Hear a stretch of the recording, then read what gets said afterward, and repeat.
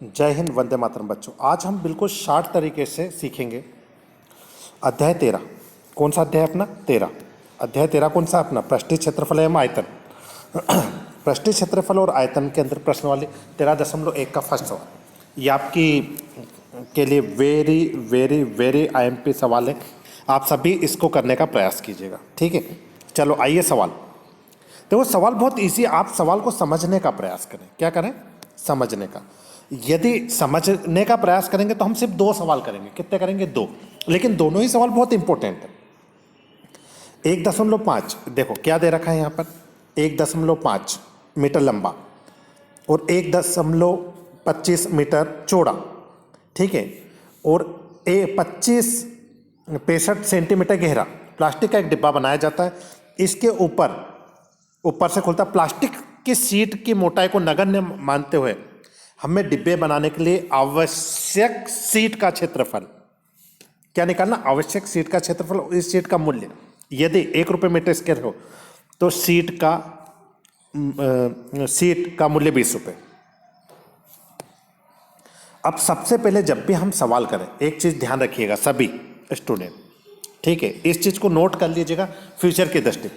इनके जो पैमाने, जैसे ये मीटर में और ये यहाँ पे सेंटीमीटर, तो सबसे पहले इस सेंटीमीटर को भी मीटर में बना लीजिए।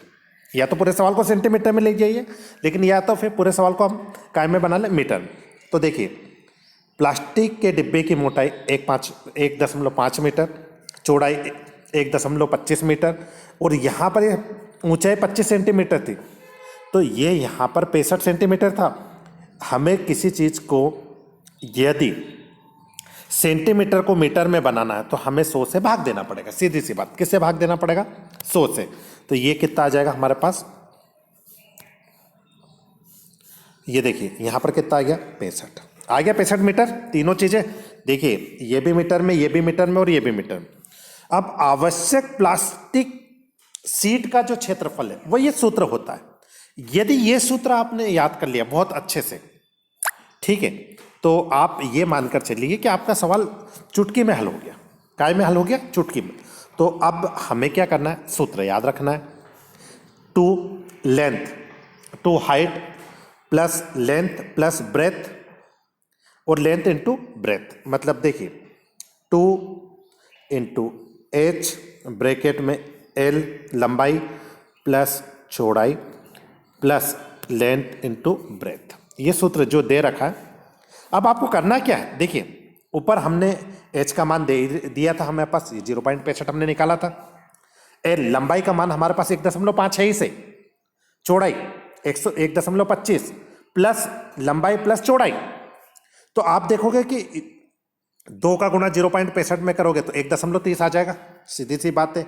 और आप इन दोनों को जोड़ दीजिए, 1.5 और 1.25, ये होता है 2.75। कितना होता है? 2.75। और इन दोनों को जोड़ोगे तो कितना आएगा? 1.875। ठीक है, एक नहीं आए। देखिए इसका इंटू करा है पुनः, लेंथ इंटू ब्रेथ, तो इंटू करेंगे तो 1.875। अब आपको क्या करना है? 1.3 का 2.75 में गुणा करेंगे तो ये आ जाएगा और फिर इसमें जोड़ दीजिए तो ये 5.45 मीटर इसके आ गया क्षेत्रफल। इन दोनों को आप रफ कॉपी में जोड़ कर देखिए, इन दोनों को रफ कॉपी में जोड़ कर देखिए तो बाकायदा ये आएगा। अब चूंकि हमें कहा गया था कि जो सीट का मूल्य कितना? 20 गुणित 5.45, तो हमने ये लिख लिया। ठीक है, अब अगला जो हमारा सवाल है सेम ऐसा ही है। सेम जो फार्मूला हमने लगाया था, ऊपर जो फार्मूला लगाया था वही। और परीक्षा की दृष्टि से ये दोनों सवाल हमारे लिए बहुत इंपॉर्टेंट है। एक कमरे की लंबाई और चौड़ाई और ऊंचाई, तो ये लंबाई चौड़ाई ये तो मीटर में ही है। 7.5 रुपये प्रति मीटर के स्केल से दीवारों और छत पर सफेदी करने का व्यय ज्ञात करना है अपने को। तो ये लंबाई हो गई, ये चौड़ाई हो गई और ये ऊंचाई हो गई। ठीक है, और ये ही हमारा फार्मूला। ठीक है, ये लंबाई की जगह हमने 3 ले लिया, नहीं ऊंचाई की जगह 3 ले लिया, लंबाई की जगह 5 और चौड़ाई की जगह 4 प्लस। अब आप देखोगे 2 में 3 का गुणा करोगे तो कितना आएगा? 6। 5 और 4 कितना होगा? 9। 4 5 20।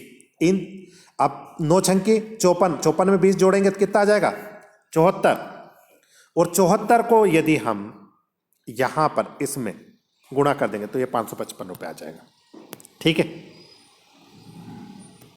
देखो अगला क्वेश्चन है हमारा, ऊंचाई 14 सेंटीमीटर वाले एक लंबवर्ती बेलन का पृष्ठीय क्षेत्रफल 88 सेंटीमीटर है। तो बेलन के आधार का व्यास ज्ञात करना है। क्या ज्ञात करना है? बेलन के आधार का व्यास। और बेलन के आधार का व्यास होता है 2r। क्या होता है? 2r। कोई दिक्कत? ये देखिए 2r लिखा है। अब आइए समझने का प्रयास करें। बेलन का वक्र पृष्ठीय क्षेत्रफल कितना है? 88। ये सवाल में दे रखा है, हमें यहाँ से दे रखा है। ऊंचाई कितनी? 14। तो हमें पता है कि माना कि आधार कितने? 4 है। तो बेलन का वक्र पृष्ठीय क्षेत्रफल बराबर 2πr/h। ये तो सूत्र आपको 10वीं में भी आएगा, इसलिए आप अभी से याद करें कि बेलन का वक्र पृष्ठीय क्षेत्रफल क्या होता है? 2πr/h। क्या होता है? 2π। तो ये 88, ये 2, ये पाई का मान 22/7 इंटू r निकालना हमें, और 88। आप एक काम कीजिए, 2 7 एकम 7, 7 दूनी 14, 22 दूना 44, 44 में 2 का गुणा करेंगे तो 88। तो 88 बराबर 88, तो ये r का मान आ जाएगा 1 सेंटीमीटर। ठीक है, और ये मान रख दे। ये सवाल हो गया हमारा। आप स्वयं भी प्रयास कीजिए इस सवाल को। अगला जो क्वेश्चन है हमारा, ये भी वेरी IMP है, आप सभी को पता है। एक शंकु के आधार का व्यास 10.5 सेंटीमीटर और इसकी तिर्यक ऊंचाई 10 सेंटीमीटर। तो इसका पृष्ठीय क्षेत्रफल क्या? वक्र पृष्ठीय क्षेत्रफल। और शंकु का वक्र पृष्ठीय क्षेत्रफल आप सभी को पता होना चाहिए कि πr/l होता है। क्या होता है? ये πr/l। क्या होता है? πr/l। तो हमारे पास r का मान है, हमारे पास l का मान है, हम पाई का मान भी पता है, बस मान रखा और ये उत्तर आ गया। सरल सवाल, आप मान तो रखिए। आज के लिए इतना ही। जय हिंद, जय भारत।